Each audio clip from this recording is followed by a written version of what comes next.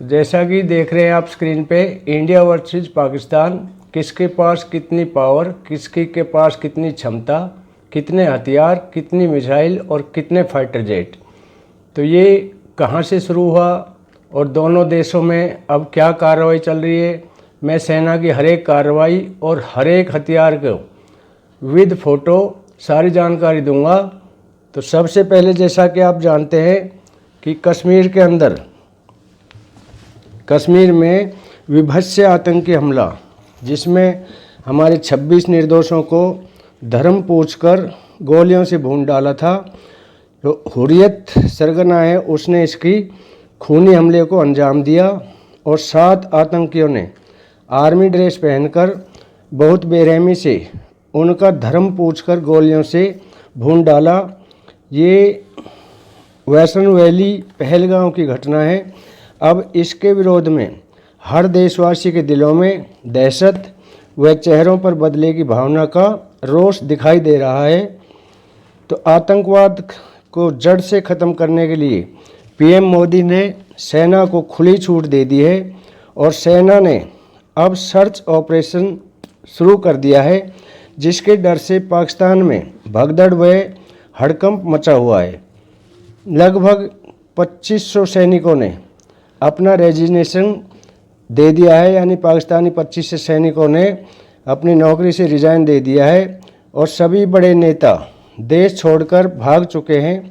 पाकिस्तान के पीएम हनीफ मुनीर ने अपने एक बयान में कहा है, उनका बयान सुने।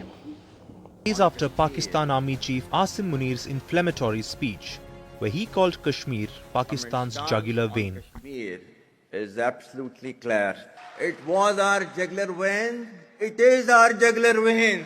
We will not forget it, and we will not leave our Kashmiri brethren. Pakistan में सर्च ऑपरेशन तेज हो चुका है और भारतीय लीडर्स कर रहे हैं, बड़ी जो प्लानिंग कर रहे हैं, प्लानिंग के साथ एक एक आतंकवादी को चुन चुनकर मारने का मन बना चुके हैं।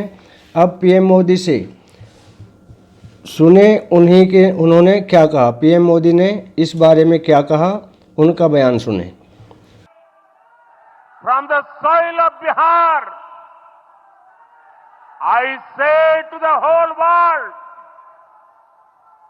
India will identify, track and punish every terrorist and their backers. We will pursue them. हम एक एक आतंकी को आइडेंटिफाई करके और एक एक आतंकवादी को मारेंगे और इसका बदला ज़रूर लेंगे। तो दुनिया हमारे साथ है, इस काम में दुनिया हमारे साथ है।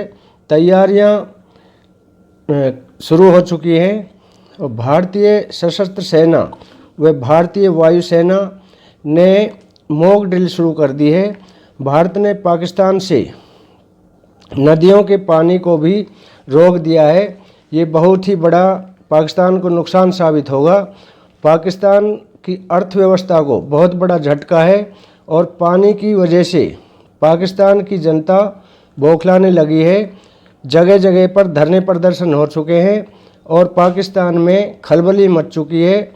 तो इस्लामाबाद में बुरी तरह से तबाही मची हुई है और stop, reduce or divert the flow of water belonging to Pakistan under the Indus Waters Treaty would be responded to with full force and might, and nobody should remain under any kind of false impression and confusion. Our valiant armed forces remain fully capable and prepared to defend the country's sovereignty and its territorial integrity against any misadventure. हमने सेना को preparation में लगा दिया है और उन्होंने गीदड़ धमकी देना शुरू कर दिया है और उन्होंने भी अपनी सेना की मॉक ड्रिल शुरू कर दी है और युद्ध अभ्यास और फायरिंग प्रैक्टिस जैसा कि आप देख रहे हैं स्क्रीन पे उन्होंने भी शुरू कर दी है। अब चलते हैं भारत पाक की बैक हिस्ट्री की तरफ, यानी इनकी बैक हिस्ट्री क्या रही है, किस तरह से कब कब भारत से इन्होंने पंगा लिया है, क्या क्या इनको मुंह की खानी पड़ी है। तो भारत को आज तक 9 बार, यानी 9 बार भारत को मात दे चुके पाकिस्तान को मात दे चुका है भारत। लेकिन इंडिया की इकोनॉमिक पावर पाक की इकोनॉमिक पावर से कई गुना अधिक है।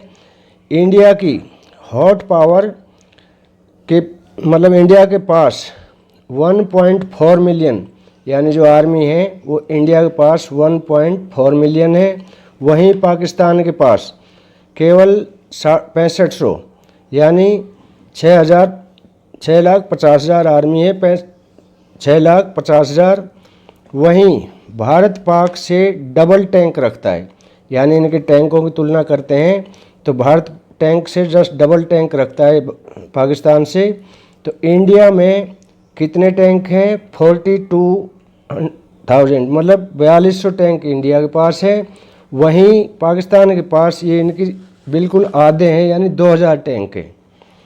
अगला हम बताते हैं कि आर्टिलरी सिस्टम, जो आरटी सिस्टम है वो इंडिया के पास कितने हैं? 4,000 और पाकिस्तान के पास 2500, यानी 1500 कम है भारत की अपेक्षा।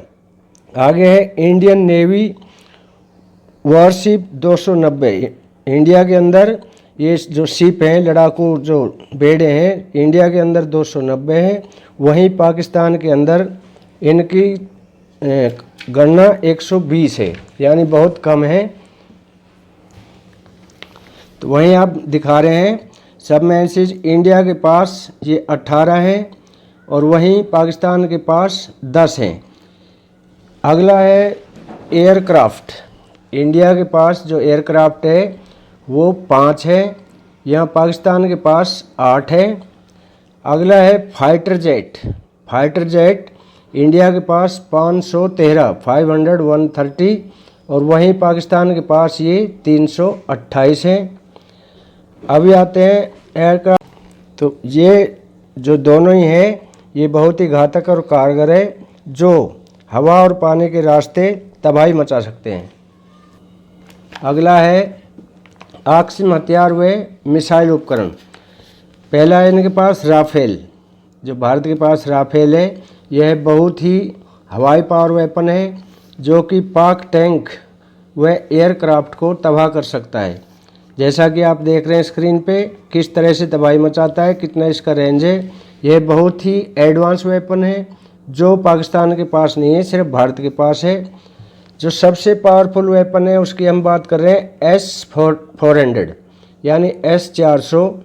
ये एडवांस एयर डिफेंस वेपन है। यह किसी भी एयरक्राफ्ट को 400 किलोमीटर रेंज तक बर्बाद कर सकता है, यानी इसकी क्षमता बहुत ज़्यादा है और रेंज इसका 400 किलोमीटर है। अब हम बताते हैं पाक के पास क्या हथियार हैं। तो पाक आर्मी के पास जो वेपन है, पहले इनके पास है शाहीन 3 मिसाइल जो न्यूक्लियर को कैरी करती है और इसका रेंज केवल 2.750, यानी 2750 किलोमीटर है। ये न्यूक्लियर को कैरी करने का काम करती है। अगला है पाकिस्तान के पास F-15 FAS, जो कि बैकबोन है पाकिस्तान आर्मी की, जिसको रीढ़ की हड्डी माना जाता है और यह न्यूक्लियर को कैरी करने के काम आती है। अगला है इनके पास J-10 ड्रैगन मिसाइल। ये मेड इन चाइना है। यह जॉइंट फाइटर जेट है, पर इसका कोई भरोसा नहीं है कब ये धोखा दे जाए। इसकी यानी अभी तक क्षमता के बारे में किसी को आजमाया नहीं है। इसकी रेंज केवल 100 किलोमीटर तक है। क्रूज मिसाइल जो धरती और समुद्र को रास्ते को यूज करती है, प्रयोग में लाई जाती है और इसका रेंज केवल 500 किलोमीटर है। तो अगली इनके पास है Al Khalid made by China. Al Khalid anti tank missile है। और इंडिया और पाकिस्तान, अब इंडिया और पाकिस्तान के लीडरों की मुश्किलें बढ़ती देख रहे हैं, दोनों अपने अब युद्धाभ्यास कर रहे हैं, तो उसको देखते हुए अब जो डोनाल्ड ट्रंप है वो बीच में आते हुए दिखाई दे रहे हैं। यानी अंतिम दोनों जो देश हैं वो युद्ध स्तर की कार्रवाई कर रहे हैं और पाकिस्तान के अंदर बहुत ज़्यादा बौखलाहट है, इसलिए वो साइबर जो अटैक है वो कर रहे हैं, स्कूली बच्चों को भड़का रहे हैं। तो इससे बचने के लिए सभी से यही अनुरोध है कि देश के साथ रहें और देश की किसी भी तरह की कोई भी जानकारी किसी के साथ शेयर ना करें। आज के लिए इतना ही, कल फिर मिलेंगे इसी तरह की किसी अन्य जानकारी को लेकर। तब तक के लिए जय हिंद, जय भारत।